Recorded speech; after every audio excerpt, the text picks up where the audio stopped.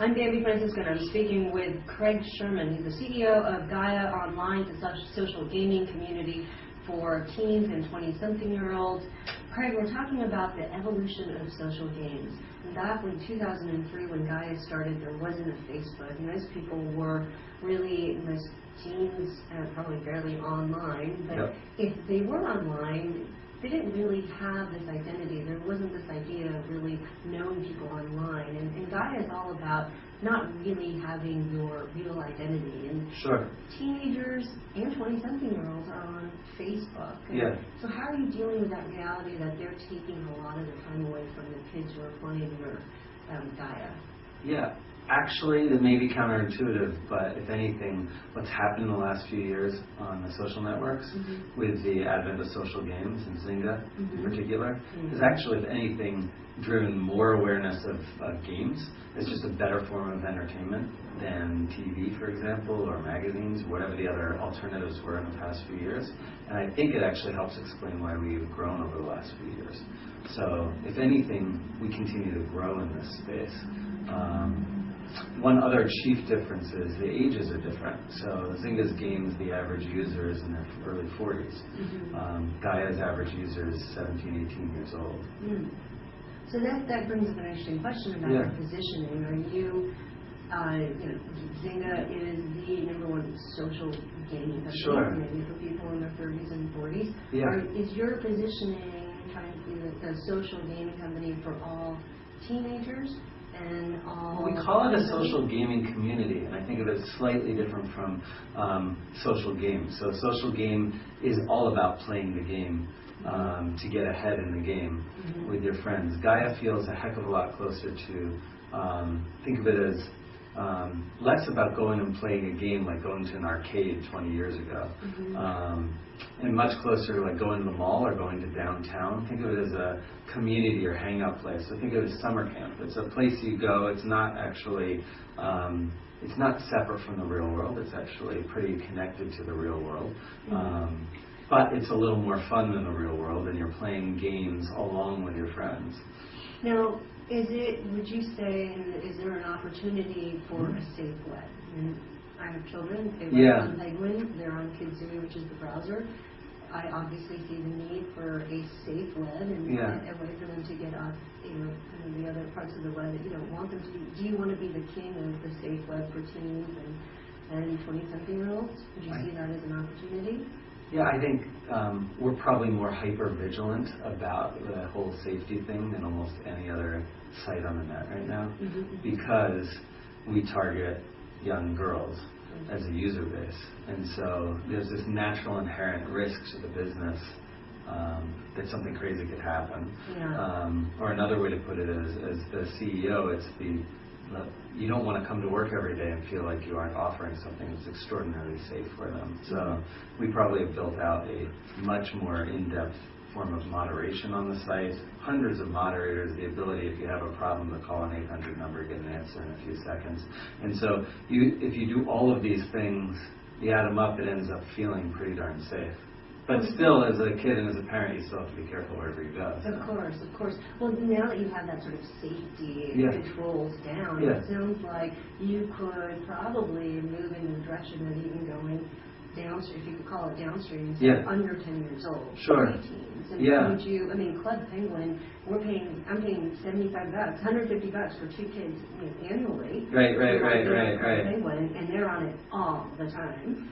And so there's an opportunity to move into that market. You should be in our management meetings. We talk about it a lot. Okay, well then, so will you definitely a possibility. Versus, preteens, there seems more opportunity than say. We're definitely not interested in the 40-plus market. That's not our category. Okay. It's not an area we get passionate about. So our artists, our writers, our product guys love to build things that are fun for somebody 25 and younger. Do we go into the tween and younger or not? We're having those discussions right now. I think you should. I'll make sure that my boys check it out. All right, so we have 3 kids guaranteed. Still not sure it's enough for an ROI. What about applications over Facebook? I remember a company called Vivity, and we were doing 3D virtual worlds over social network, and it's sort of what Zynga is doing. And are you doing that? Are you going to be creating apps that go into that? Yes. Okay. So we will probably always, first and foremost, be a site that is a destination site in and of itself. The site sort of commands that level of engagement in the experience and does feel a little separate from what you do on Facebook. So all our users are on Facebook, but when they're on Gaia, they're doing different things. They're probably with a different circle of friends, etc. So we'll always keep that. But short answer, yeah, we're going to be doing apps on Facebook as well. Okay. Yep. And then what about in terms of to really get broad distribution? When Disney picked up Club Penguin, it was a much better. I mean, I'm pretty sure with the name Disney backing it, we were definitely attracted to it. So if you think about the big media companies out there, maybe it's Disney, maybe it's other companies, who are they? Who would be a really good complement? Maybe you're already partnered with them today. Well, Time Warner and Sony are investors, and they've actually given us some great introductions to some of the brands. We tested some things with MTV. We actually made versions of some of their TV shows, like The Hills, as virtual worlds inside the world of Gaia. Okay. They had made their own independent virtual worlds, but they really couldn't get any traction with them. So we went and created ours. We had more traffic in the first 24 hours than they had in 6 months in like 8 of their virtual worlds. So it gave us this gut feel that, hey, you could actually create a combination where the TV experience can live on. It's only 1 hour a week. Could you, for the other hours of the entire week, have a place as a user you could go and still live in that experience? Right. So it's something we've been looking at. Okay. And so far we've done a few experiments again with the Time Warner guys, Viacom, and Sony. Yeah. Let me get into the one big question that I think is going to be fun for you. It's sort of like we started this evolution of online worlds. There was this proliferation of these virtual worlds. I remember Second Life, London Labs came on the scene, but a lot of things changed. All of a sudden now it's social gaming, now it's Zynga. Yeah. So what's now you're seeing Playdom just raised $33 million, Zynga raised I don't even know, it's over $200 million. I don't know. All this money is going to social gaming. Yeah. The virtual worlds and those types, is it passé or what's happening? I don't see it as that. The way I've framed it, having watched now for a number of years, is that in each sort of age group, there have been things that have taken off. And so let's take the kids space, the teen space, and now what's happening in social games on Facebook. 5 years ago, there was this flowering, this blooming of dozens, if not nearly 100 of these virtual world type businesses.